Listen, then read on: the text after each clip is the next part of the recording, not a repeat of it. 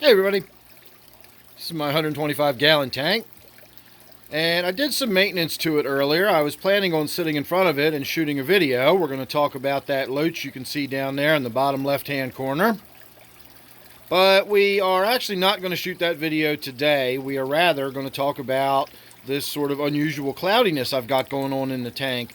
I'm not 100% sure what we're looking at. I can't tell whether the cloudiness is the type of cloudiness you get from a bacterial bloom or when you're having a little bit of issues with your nitrogen cycle. A lot of times when the nitrates start building up a little bit, the nitrites start building up a little bit, you'll start getting this cloudy effect in the water. I've never really been 100% positive what that cloudiness comes from.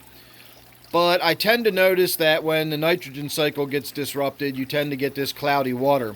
I also noticed while I was in there doing the maintenance on the tank that there is this really weird, nasty green hair algae growing all over everything. I ran my fingers through the tank and just pulled handfuls of the stuff out of there. I felt like I was giving Chessie a haircut.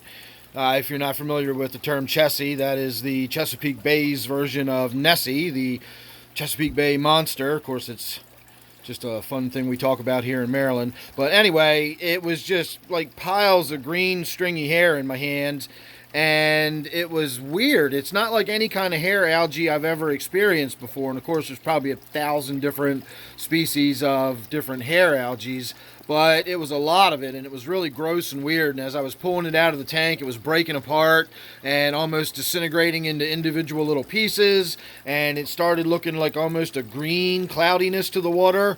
I was sort of laughing at myself. I just put a new filter on this tank not too long ago, and I did not even bother to install the UV clarifier because at the time I said, when do I ever use the UV clarifier? What do I ever need to use that thing for? And now I'm kind of almost wishing I had the UV clarifier hooked up because it probably wouldn't be a bad idea to run it. Although my general way of thinking is I don't want to do something that's going to clarify the tank artificially when I want to get to the root of the problem. Why does it look like this in the first place? It shouldn't need a clarifier. I should be able to sort out whatever's going on without having to run a clarifier to kill whatever's going on in the water. So, what is going on? I'm not 100% sure. I had some issues recently where I've had a couple of my loaches get really skinny. One of them died. The other one is continuing to get skinny despite my efforts and medications. We're going to talk about that in the very near future. In fact, that's what we were going to talk about when I sat in front of the tank this afternoon. But that's not going to be today's video. Again, I treated the tank with medication. I've had some fish die in this tank. I'm not really sure whether that was related to the medication or not.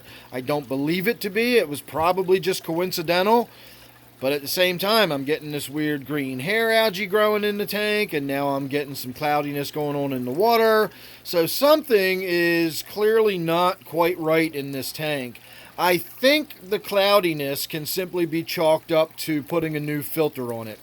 I switched out the Sun canister filter there for an identical unit, and I just pulled the biofiltration and everything out of my other unit and put it in this one.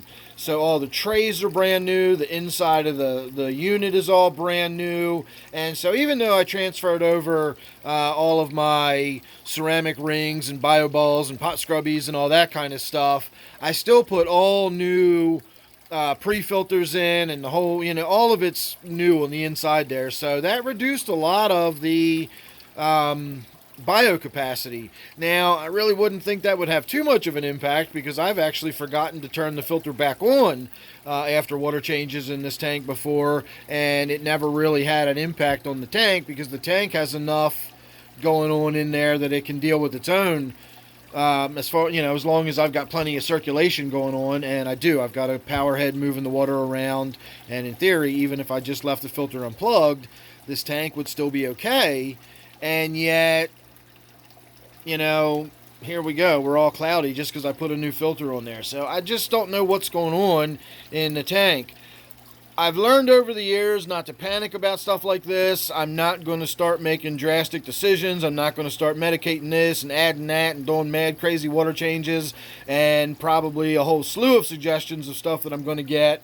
What I'm going to do is be patient. I'm going to sit and I'm going to wait. None of the fish seem to be in any immediate distress. Again, we are going to talk about this clown loach down here. I'm not exactly sure what's going on with that, but that'll all be part of the other video when we talk about what is going on with it. And I'm not really sure why I lost the rainbow fish that I lost. We've already talked about that in a previous video, but we'll probably discuss that a little bit again when we do get into talking about all that kind of stuff. Behaviorally, this tank really started shifting and changing when my Synodontis catfish died. That's when things started getting different and unusual. My Tenopoma there that you can see being really reclusive. His behavior changed. He's been more aggressive. I don't know if you've noticed, he's sort of chasing my snakeskin gourami around. He never used to do that. He has not been eating his food. I shot a video earlier where I talked about noticing an unusual smell in this tank for a little while. I couldn't quite put my finger on why the tank smelled off. And I finally figured out that it was because my Tenopoma is not eating the shrimp that it used to eat. For years, the freeze-dried krill has been that Tenopoma's staple food, and now it just doesn't eat it anymore. I got to feed it some floating cichlid pellets. It seems to be what it prefers now, and that's just a sudden change. And so I've had, shrimp that I didn't realize weren't getting eaten, were just sitting and floating in the tank, and and that's where my smell was coming from. So this tank's had some weird stuff going on over the last couple of months, and I'm just not exactly sure what all of the little fine-tuned tweaks and changes have done. So thought we were going to get to see my Tenopoma go after the snakeskin gourami there. You saw the snakeskin sort of scoot on past. He knew what was coming, so he just got out of there before it happened.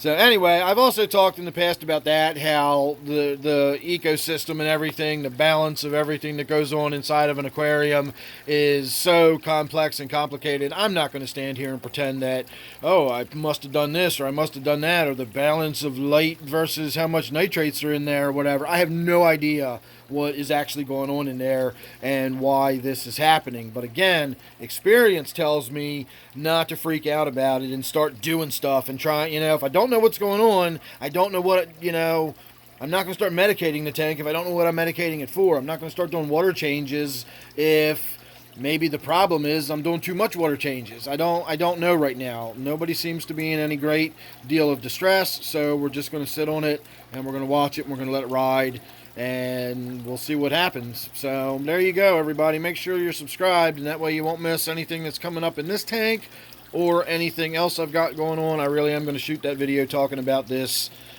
sick loach I've got down here, because I'm not quite sure what's going on with that either. I'm beginning to suspect it's not what I'm treating it for, because it's not responding to the treatment. And if it's not responding to the treatment, well, there's, that rules out, there's not a lot of other options. Then it's not what I'm treating it for. So I don't know what to say about that right now. We'll talk about that again later in another video. So make sure you're subscribed, and you won't miss that or anything else I've got. So thanks for watching. Don't forget, this one here is my 125 gallon tank, and I'll see you real soon in the next one.